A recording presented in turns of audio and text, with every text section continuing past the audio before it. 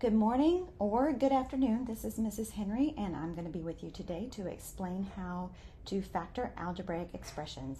It is lesson 1-4. You're going to find it in your workbook on pages 29 through 33. Your homework is on number 30 or page 33, and it's numbers 1 through 11. So basically, this lesson is a reverse of our last lesson. So our last lesson, we were taking a monomial outside our parentheses. We were multiplying it times everything inside our parentheses, and we got an answer that looked like this. This lesson, we're doing the reverse. We're going to start with something that looks like this, and we're going to find our greatest common factor and see how many times that will evenly divide into each of these monomials. Okay, so what does all of that mean? Let's go ahead and start with this first problem right here. We're going to factor 15x squared plus 12x. Again, when we're done, it's going to kind of look like that distributive property that we were doing on lesson 1-3.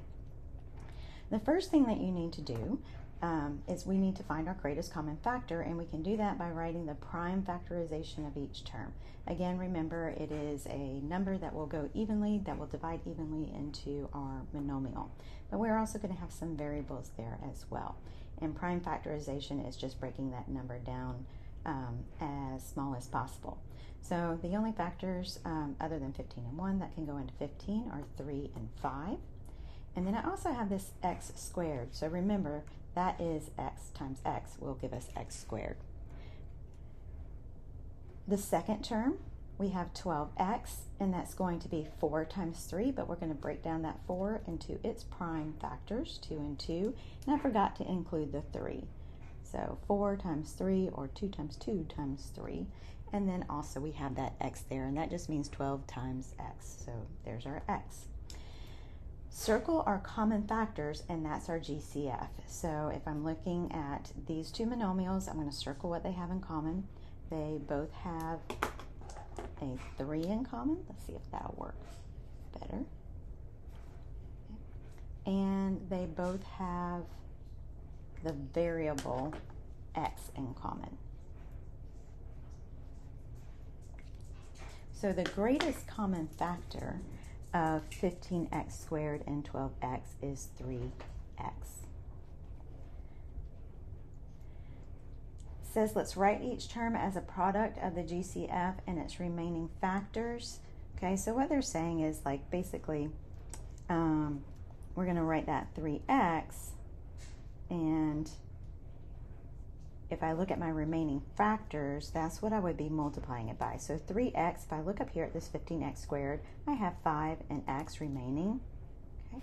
So if I were to multiply 3x times 5x, I am going to get 15x squared. I'm going to bring down my plus sign that I got from up here, and now I'm going to do the same thing with the second term. My greatest common factor, and I'm going to multiply it times what's left over.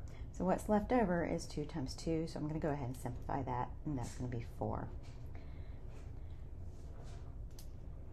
And I'm going to use the distributive property to write the product. So instead of writing all this out where I'm showing 3x, it's going to times 5x, it's going to give me that 15x squared, and then writing it again over here as well for the 12x, we would just break it out, put our greatest common factor on the outside, 5x plus 4 on the inside.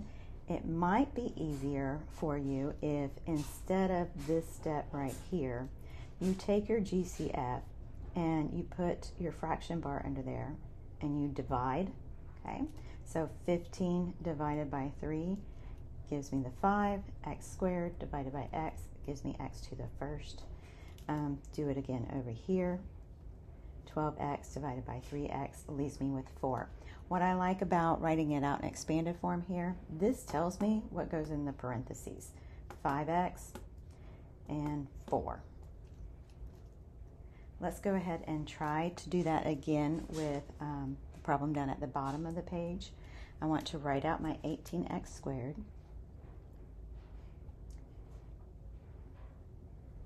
And I'm going to do the prime factorization for that.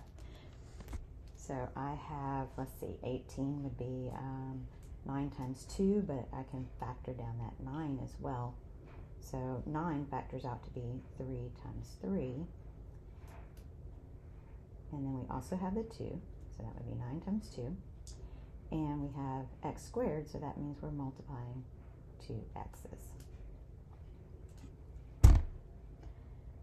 And then we have 9x. And if I broke that down into prime factorization, it would be 3 times 3 times x. And really on that one, I wouldn't have had to break down the prime factorization. I could have just left it 9, but better to be safe than sorry. So I'm going to circle my constants first. So 3, those two match. My variable, those two match. Okay, so my greatest common factor is 3 times 3 times x. 3 times 3 times x. So my GCF is equal to 9x. All right, so I know that my GCF, the 9x, is going to be on the outside. I'm going to write this over here, like kind of what we did up there, where I'm going to write 18x squared minus 9x. Okay, so we can kind of skip down to this step right here. My GCF is 9x. That's going to go on the outside. And inside the parentheses is what's left over. Okay, so what's left over is I have 2x right there. Okay, and let's go ahead and see if we can do what we did up here. Divide that by 9x. And 18 divided by 9 does give me 2. And x squared divided by x gives me x to the first power. I'm going to bring down that minus sign right there. I'm going to bring that down into my parentheses. And then I don't have anything left over here. So what number would I put here?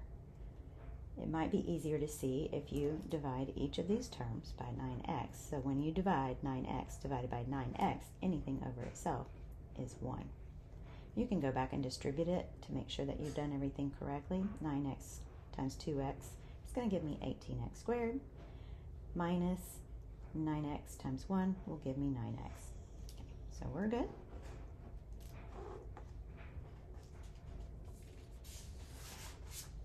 And we've got 2 more examples to do. Excuse me. Okay, this one is a little bit trickier because look, we've got more than just one variable. We've got 2 variables here. I'm going to do the same thing, and I'm going to go a little bit slower here. I'm going to write the prime factorization for each term. So 9xy, 9x squared y, okay? That is going to give me 9 times x times y, but I am going to go ahead and put that in prime factorization, so that 9 breaks down into 3 times 3, then x times y, and then our 6x,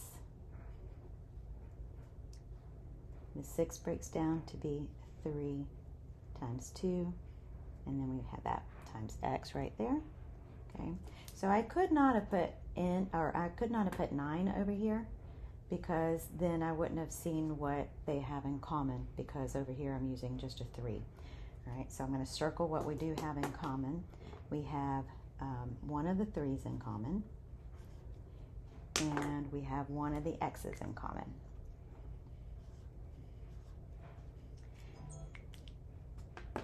When I'm writing out my GCF, it is 3x. Okay.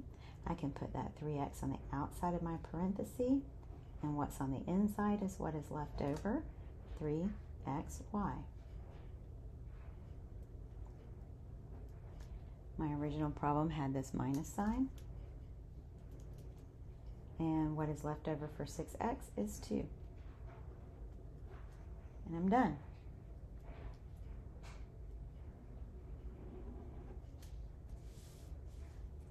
Take this last one nice and slow.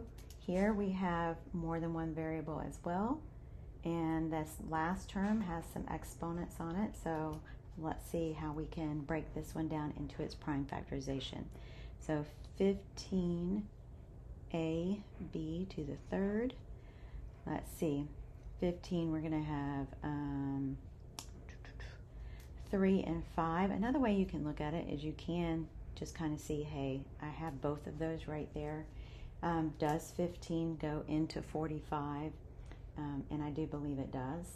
You can check with your calculator, just do 45 divided by 15. So that means I can leave the 15 here if I want to. And then I have times A.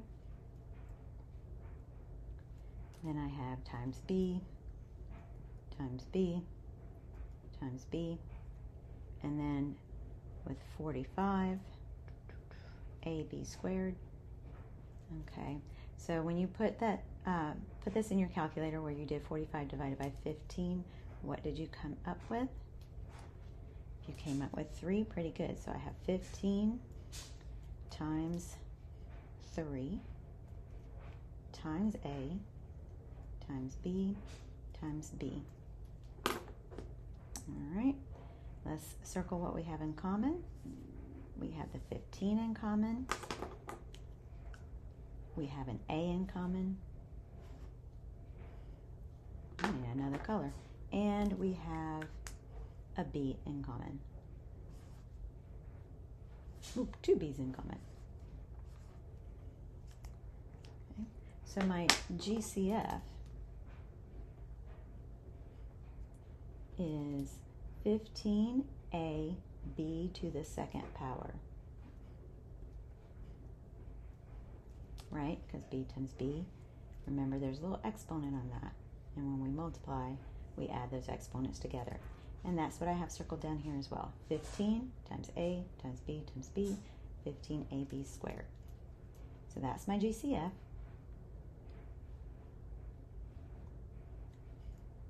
What I have left over is what goes on the inside. The only thing I have left over from our first term is B. This is an addition problem. And the only thing I have left over from the second term is 3. That's it, you're done. So again, I do believe that this is probably the easiest way to do it, is by circling your GCF. And what you have, and that goes on the outside, and what you have left over goes on the inside of the parentheses. All right, slow that down, go back and listen to some things if you need to, ask us for help, and have a good rest of your day.